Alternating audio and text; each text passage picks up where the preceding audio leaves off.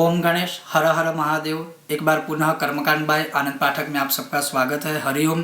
और जैसे मैंने अभी सोमवती युक्त अमावस्या के विषय में आपको एक वीडियो बनाया था और फिर से जो मूल रूप से जो शास्त्रोक्त कथन के अनुसार इस सोमवती अमावस्या में जो करने का विधान है वो है अश्वत्थ पूजन अर्थात पीपल के पेड़ का पूजन।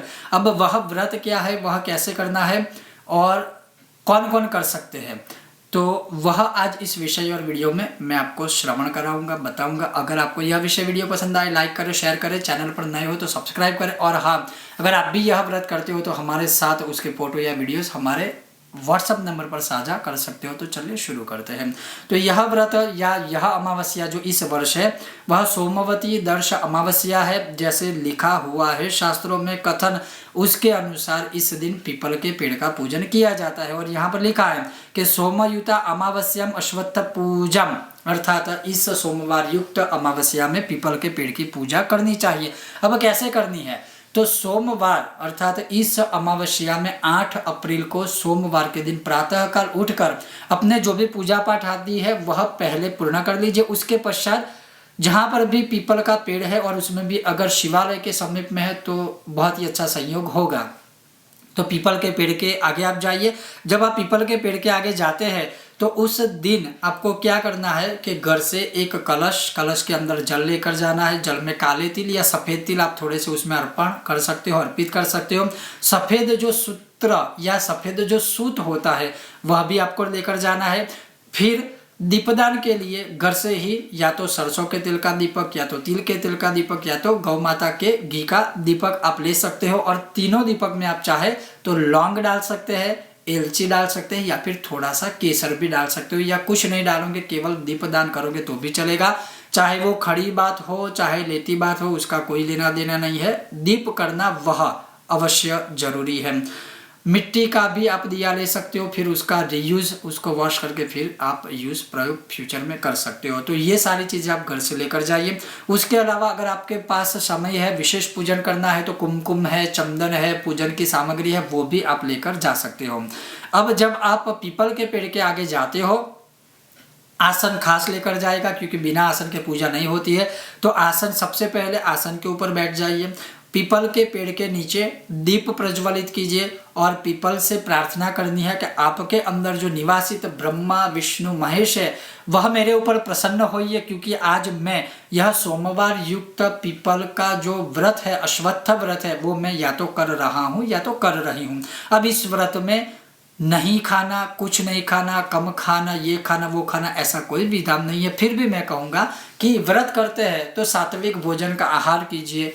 जहाँ तक हो सके क्रोध मत कीजिए, किसी की निंदा मत कीजिए, कलह क्लेश आदि से बच के रहिए, ब्रह्मचर्य का पालन कीजिए, भूमि शयन आदि कीजिए। ये जो हर व्रतों में नियम होते हैं वह अपने आप से नियमों का पालन कीजिए। उसके अलावा अगर मैं कहूँ तो व्रत की पूर्णता हेतु या व्रत की प्रसन्नता हेतु या व्रत की फल की प्राप्ति हेतु जहाँ तक हो सके भगवान का मानसिक भी स्मरण कर सकते हो, या समय है तो भगवान के सामने बैठकर भी कोई भी मंत्र जाप कर सकते हो। तो ये एक बेसिक सामान्य से नियम है।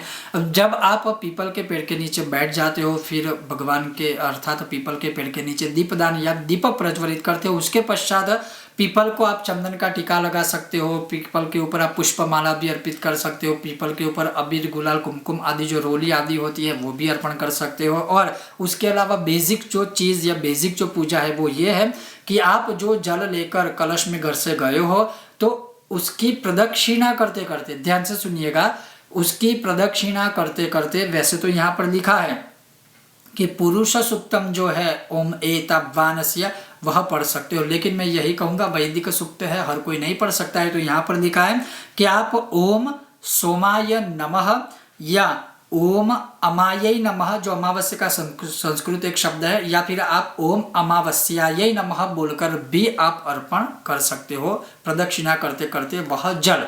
अब आप जब जल से सिंचन करते हो पीपल के मूल में या जल अर्पण करते हो, तब आप चाहो तो 3 प्रदक्षिणा कर सकती हो या 7 कर सकते हो, लेकिन 7 से अधिक भी चाहे तो आप कर सकते हो। अब ये तो हो गई प्रदक्षिणा की बात। उसके बाद आपने जो सफ़ेद सूत लिया है तो वह सूत 7 बार पीपल के पेड़ के ऊपर बांधना है या ग्रंथि बंधन करना है। और उस समय भी जब आप प्रदक्षिणा करते हो तब उस समय पे बोला है कि हे अश्वत्थ, हे पीपल, आप अग्नि के निवास स्थान रूप हो, आप विष्णु के प्रिय हो, आप वृक्षों में वृक्षराज हो, आप मेरे सभी पापों को हर लीजिए। मैं आपको वंदन करता हूँ, नमन करता हूँ या नमन करती हूँ।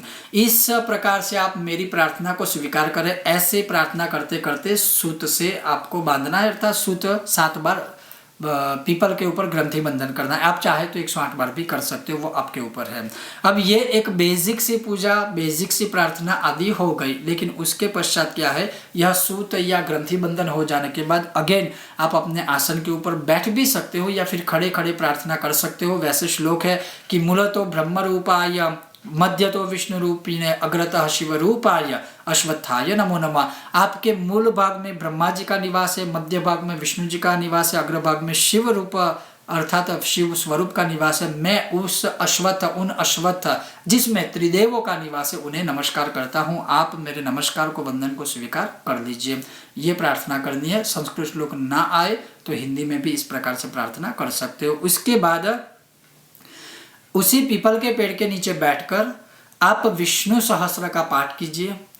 विष्णु सहस्त्र का पाठ न कर पाए तो 12 माला आप ओम नमो भगवते वासुदेवाय की भी कर सकते हैं, या फिर विष्णु भगवान के किसी भी मंत्र की माला आप अश्वत्थ विष्णवे नमः अर्थात अश्वत्थ के नीचे बैठकर, पीपल के पेड़ के नीचे बैठकर कर सकते हो।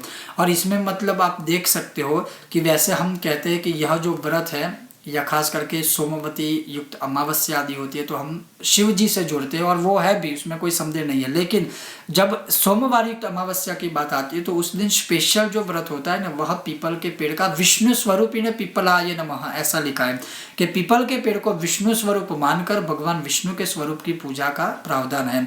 अब इसके अलावा विशेष रूप से अगर मैं कहूँ तो आप पीपल के पेड़ के नीचे भगवान विष्णु की मूर्ति का स्थापन आदि करके पुरुष सूक्तम से भगवान विष्णु के ऊपर शंख से अभिषेक कर सकते हो।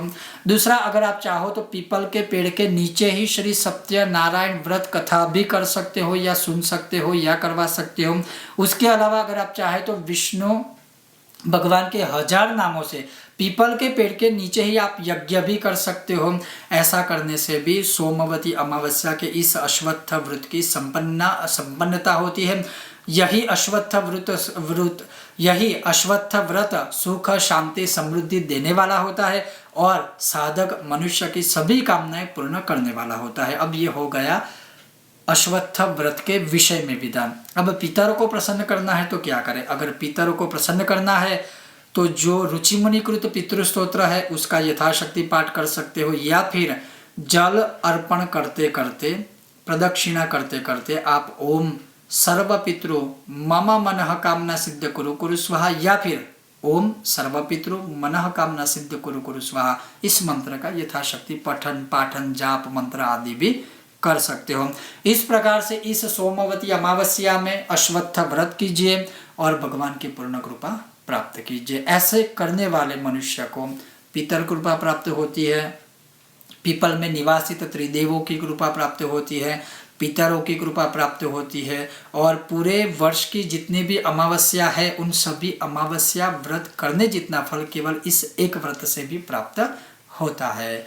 यह था आज का विषय और वीडियो। आपको अगर यह विषय वीडियो पसंद आया हो, लाइक करें, शेयर करें, चैनल पर नए हो सब्सक्राइब करके घंटी का चिन्ह दबाइएगा। बहुत जल्द मिलते हैं नए विषय और वीडियो के साथ, तब तक आप देखते रहिए कर्मकांड बाय आनंद पाठक मेरे साथ। ओम गणेश, हर हर महादेव, जय सिया राम।